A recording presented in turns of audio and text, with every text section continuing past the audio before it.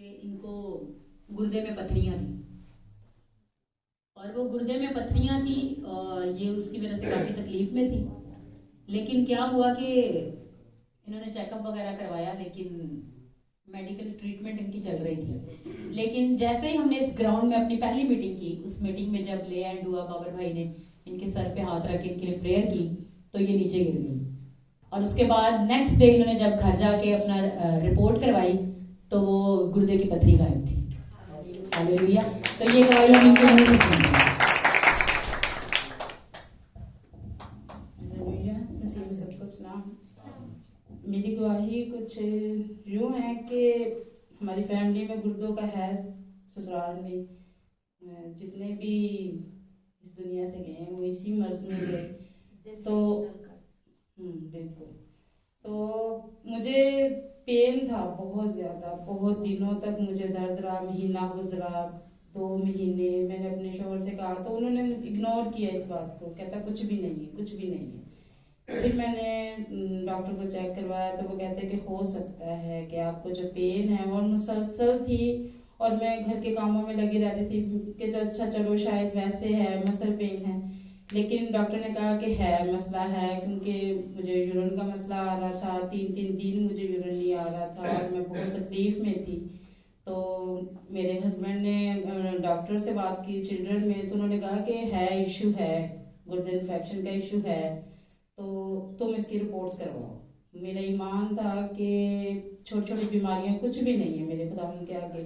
मैं यहाँ पर आई तो जैसे बाबर ने मेरे सर पे हाथ रखा तो मुझे यूं लगा कि मेरे उसी जगह से, उसी जहाँ पे मुझे दर्द था, मुझे यूं लगा कि जैसे कोई हाथ अंदर जा रहा है, जिस्म के अंदर जा रहा है, और फिर यूं करके हाथ घूमा है, ऐसे घूम घूम के अंदर से कुछ निकल रहा है। और मैं इतनी तकलीफ में, इतनी शदीद तकलीफ में खड़ी रही। लेकिन जैसे बाबर ने आके मेरे सर पे हाथ रखा तो मैं गिरी हूँ। जब मैं उठी हूँ वापस तो वो दर्द खत्म था, बिल्कुल खत्म था। और मैं हैरान थी कि मुझे इस बात पे ईमान है। और अब तो ईमान और ज्यादा मजबूत हो गया कि मेरी जिंदगी में बहुत सारी गवाहियां हैं, बहुत ज्यादा। हर दूसरे दिन मेरी जिंदगी में खुदावंद अपना काम करते हैं और मेरी जिंदगी में बहुत सारी गवाहियों को उन्होंने रखा हुआ है। और एक और गवाही है, और खुदावंद का शुक्र है, खुदावंद ने मुझे जिंदगी दी, मेरी रिपोर्ट्स बिल्कुल क्लियर आई और मैं इतनी खुश थी। और पिछले दिनों भी एक और मेरी जिंदगी में गवाही हुई है। और मेरा दिल था कि जैसे वो घर का काम शुरू होगा, मैंने जब वहाँ पे मीटिंग होती है, 1 मिनट, ये रेगुलरली अपने घर बनने के लिए बीज बो रही थी कि ये अपना, इनका घर नहीं बन रहा था काफी अरसे से, ना इनको पैसे मिल रहे थे। इन्होंने लोन के लिए भी अप्लाई किया था, वो भी नहीं मिल रहा था। और काफी अरसे से, मुझे याद है कि तकरीबन 5-6 साल से, उससे भी ज्यादा लंबा अरसा हो सकता है, वो घर वहीं का वहीं रुका हुआ था और ना इनका कोई अरेंज हो रहा था। हम इनके घर में गए हैं तो इनके लिए प्रेयर की है, उसके बाद से इनके वो काम सारे शुरू हो गए। और मैं और एलिया इनके घर गए तो एलिया ने इनको बताया कि मैं देख रहा हूँ कि आपके घर में यीशु मसीह की अब सलीब उतर आई है, अब जो रुके हुए काम थे वो भी होना शुरू हो जाएंगे। अब नेक्स्ट गवाही ये खुद शेयर करेंगे। और जैसे एलिया ने ये बात कही और मेरे पूरे ईमान से मैंने इस चीज को रिसीव किया कि हाँ, आज मेरे घर में खुदावंद आया है और अब ये सारे काम होंगे। और मैं यहाँ पे बीज बोती रही। जब लास्ट मैंने अपना हदिया आके दिया स्मीना को, तो स्मीना ने मुझे कहा कि मामी मैं देख रही हूँ आपके सर के ऊपर बादल है और उसमें से बारिश आपके सर पे हो रही है। तो मुझे पता था कि ये खुदावंद की बरकत है अब मुझ पे। अब मुझे पता चल रहा है कि मेरी किस चीज ने इस मेरे सारी बरकतों को रोका था, कि हमारे घर में इतनी प्रे नहीं थी। तो तब जैसे दूसरे दिन हमने अप्लाई किया हुआ था लोन के लिए, उन्होंने कॉल की कि इतने लोगों में आपका नाम निकला है, आप ऐसे ऐसे आप जाके इस बंदे से मिले। और फिर उसके बाद वो सारा प्रोसीजर खत्म हुआ। मैंने आके इनको बताया कि मैं बहुत खुश हूँ कि खुदावंद ने वसीला बना दिया, अब ये हमारा ये मसला, मेरा घर जरूर बनेगा।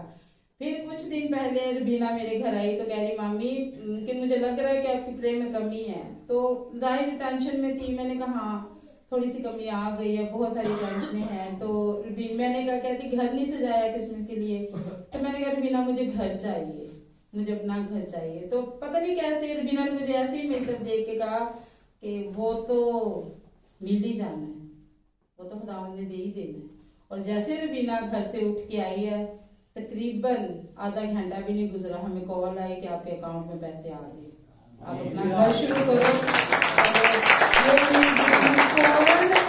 मैं इतना रोई, मैं जैसे मैं नीचे उतरी मैं जमीन पे घुटनों के बल हो गई और मैंने अपने खुदावंद के इतना शुक्र अदा किया। मैंने कहा खुदा पाक, आपने मेरी जिंदगी में इन बेटियों के वसीले से इतनी बरकत रखी है कि मैं कभी सोच ही नहीं सकती थी कि इतना बड़ा काम हो सकता है। लेकिन मेरा ईमान था घर में, मैं हर वक्त ये बात कहती रहती थी कि मेरा मुखलसी देने वाला, मुझे बचाने वाला मेरा जिंदा खुदावंद है। और मैं सड़क पे भी गुजरती थी तो मैं आगे पीछे घरों को देखती थी तो मैं यही कहती थी कि मेरा खुदावंद जिंदा है।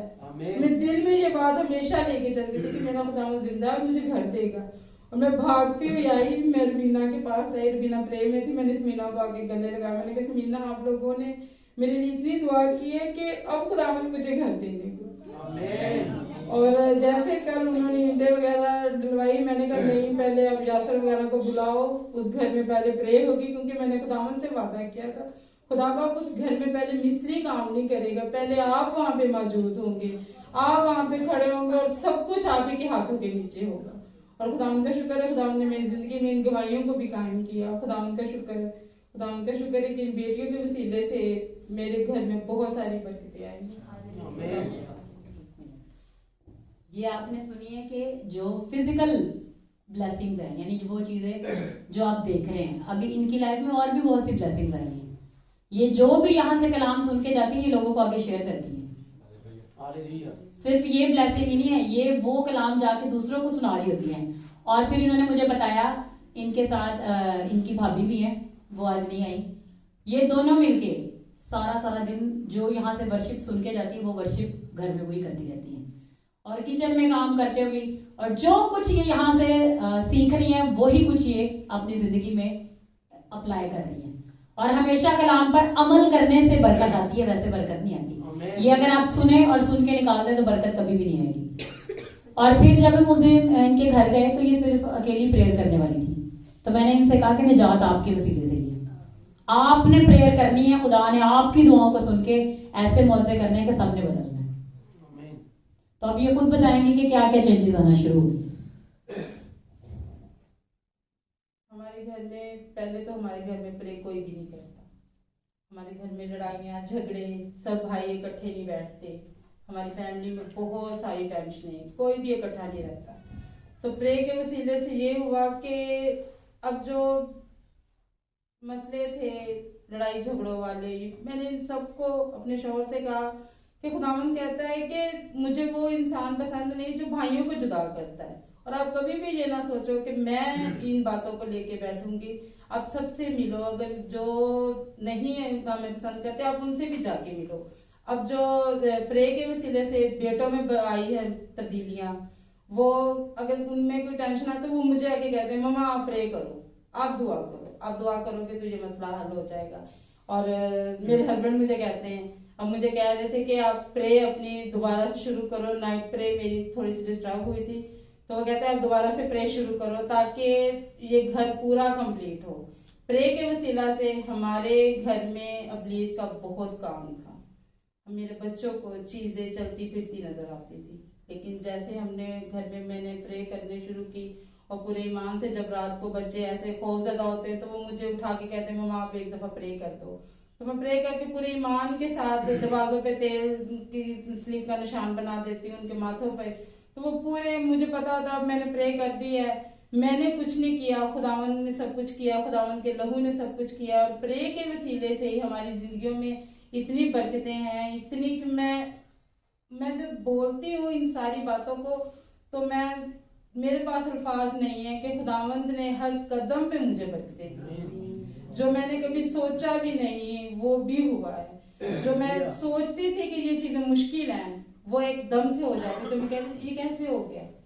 फिर मैं मैंने तो खुदावंद से कहा था, ये सारी परेशानियां मैंने खुदावंद के आगे रखी थी। जे आगे कभी पैसे का मसला होगा तो मुझे कदीम कहते अच्छा किसी से मांग लेते, मैं कहती हूँ उससे मांगो जो दे के वापिस नहीं मांगता, उससे मांगो।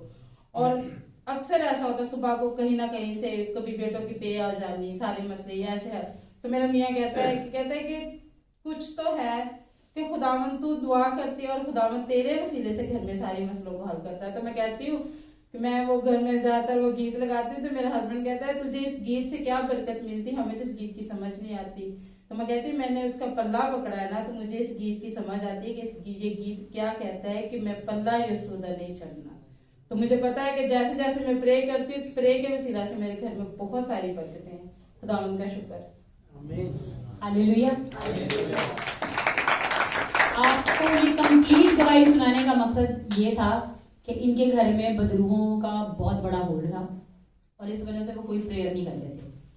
घर वालों को बच्चों की शक्ल लेके बदरूहें पास बैठी होती थी और वो जज नहीं कर पाते थे कि ये बच्चा है, लेकिन जब वो अपने बेटे को देखते थे फिर पता चलता था कि ये वो चीज है। लेकिन पहले ही मीटिंग में जब ये यहाँ पर आई तो खुदावंद ने इनको हीलिंग, वो क्या थी, वो एक कर्ज थी, वो उन बदरूहों की वजह से थी, क्योंकि उन्होंने बताया कि फैमिली में ये सारा इश्यू था। खुदा ने पहले ही दिन जब ये हमारे चर्च में इस मीटिंग में आई तो वो लानत को तोड़ दिया और खुदावंद अब भी बड़े बड़े काम करने जा रहे हैं। ये गवाही सुनाने का मकसद इसलिए था कि अगर उनके घर में इतना मसला हो सकता है और वो ईमान से प्रेयर करके इन जगहों पर फतह पा सकती हैं तो दूसरे क्यों नहीं पा सकते।